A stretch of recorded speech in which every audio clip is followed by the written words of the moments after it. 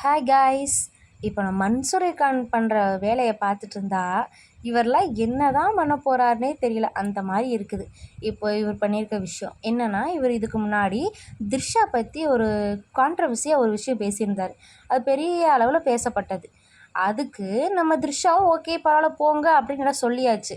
இப்போ என்ன விஷயம்னா, இவர் பேசுனதை அவங்க முழுசாக கேட்கல, அதனால் என்னோடய பேர் களங்கமாயிருச்சு, இதுக்கு நீங்கள் மான நஷ்ட வழக்கு நான் போட போகிறேன் அப்படின்னு த்ரிஷா, குஷ்பு, சிரஞ்சீவி எல்லாத்து மேலேயும் அவர் கேஸ் போட்டிருக்காரு. அது எவ்வளோன்னா 1 கோடிக்கு கேஸ் போட்டிருக்காரு. இதை விசாரித்து பார்த்தா நம்ம உச்சநீதிமன்ற நீதிபதி என்ன சொல்லியிருக்காருன்னா, நீங்கள் பண்ணுறது எல்லாமே விளம்பரத்துக்காக பண்ணுறீங்க, அதனால் உங்களோட கேஸை தள்ளுபடி பண்ணிவிட்டு உங்கள் மேலே நாங்கள் இவ்வளோ ரூபா, அதாவது 1,00,000 ரூபா கட்ட சொல்லியிருக்காங்க, எங்கள் டைமெல்லாம் வேஸ்ட் பண்ணதுக்கு. தேவையா இதெல்லாம்?